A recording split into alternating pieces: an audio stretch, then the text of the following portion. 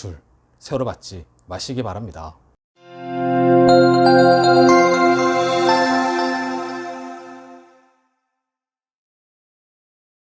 안녕하세요.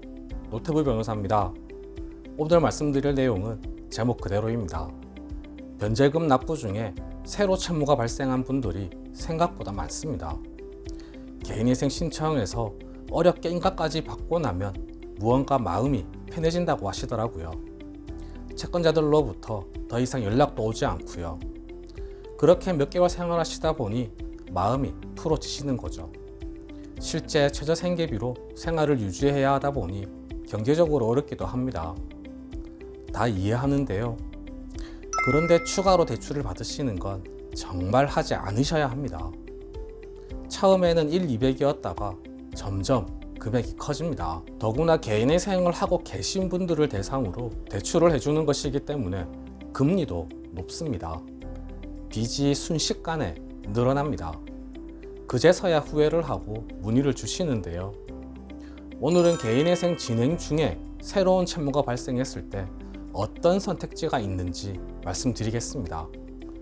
그 전에 꼭 반드시 드리고 싶은 말씀은 개인회생 진행 중에 새로운 채무가 발생하게 되면 무조건 손해라는 겁니다. 선택지도 두 가지밖에 없습니다. 그리고 두 선택지 모두 채무자에게 손해입니다. 또 그 결말은 개인회생을 끝까지 마치지 못하고 중단하는 경우가 많습니다. 현실이 그렇습니다. 이 점 꼭 유의하시기 바랍니다. 대출 새로 받지 마세요. 선택지 말씀드리겠습니다.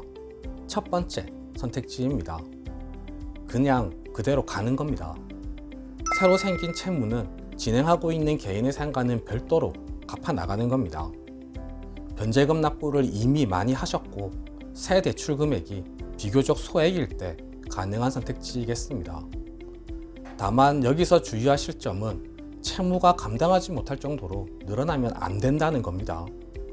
개인회생을 진행해서 면책까지 받았다가 다시 개인회생을 신청하려면 5년이 지나야 합니다. 3년에서 5년이라는 변제기간 동안 어렵게 개인회생 진행해서 기존 채무는 겨우 면책을 받으면 뭐합니까?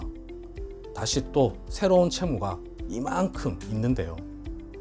그 채무에 대해서 다시 개인회생을 하려면 면책을 받은 날로부터 5년이 지나야 합니다. 그래서 새 대출금이 비교적 소액일 때 가능한 선택지라고 말씀드린 겁니다. 또 개인회생 재신청의 경우에는 금지명령도 받을 수 없습니다. 두 번째 개인회생은 그만큼 더 고생을 해야 합니다. 대출 새로 받지 마세요.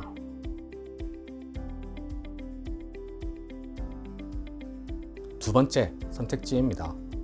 진행하던 개인회생을 폐지하고 새로운 채무를 포함시켜서 개인회생 재신청을 하는 선택지입니다. 변제금 납부 횟수가 적고 새 대출 금액이 다액일 때 고려하셔야 하는 선택지입니다. 물론 이 경우도 손해가 발생합니다. 이미 납부했던 변제금은 이자로 먼저 충당되어 버립니다. 기존 채무의 원금은 그대로 남는 거고 변제금은 이자로 충당되어서 이자가 조금 줄어든 상황에서 개인회생을 다시 신청하는 것이 됩니다. 그렇기 때문에 변제금 납부 횟수가 적을 때 더 유리한 선택지입니다. 이자만 좀 줄어든 기존 채무에 새 채무를 더해서 개인회생에 들어가는 거죠. 이때에도 금지명령은 받을 수 없습니다. 그리고 아무래도 개인회생 결과도 원래의 개인회생 때보다 나빠질 가능성이 더 높습니다. 대출 새로 받지 마시기 바랍니다. 이렇게 새로 대출을 받은 후에 조치를 취하시는 것보다는 대출을 받기 전에 선제적으로 대응하시는 걸 권해드립니다. 무언가 사정이 생겨서 새로 대출을 받지 않고는 더 이상 개인회생 진행이 불가능하다고 판단되시면 차라리 의도적으로 변제금을 납부하지 않아서 개인회생을 폐지시킨 후에 새로 재신청을 하시는 걸 권해드립니다. 새로 대출을 받은 후에 개인회생을 재신청하는 것보다는 차라리 이 방법이 더 좋겠습니다. 이론적으로는 변제금을 3개월 연체하면 개인회생을 폐지하도록 되어 있는데요. 실무에서는 5, 6개월 정도까지는 봐주는 경우가 많습니다.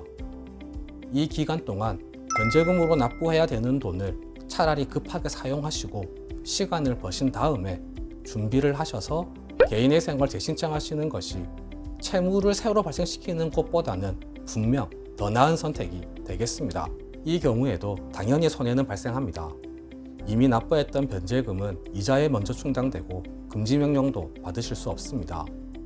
그렇더라도 새로 대출을 받는 것보다는 나을 겁니다. 그리고 사정이 괜찮아지셔서 밀린 변제금이 마련되시면 밀린 변제금을 납부하면서 항고를 하셔서 기존의 개인의 생을 계속 진행하실 수 있습니다. 네, 오늘 준비한 내용은 모두 말씀드렸습니다. 마지막으로 말씀드리겠습니다. 대출 새로 받지 마세요.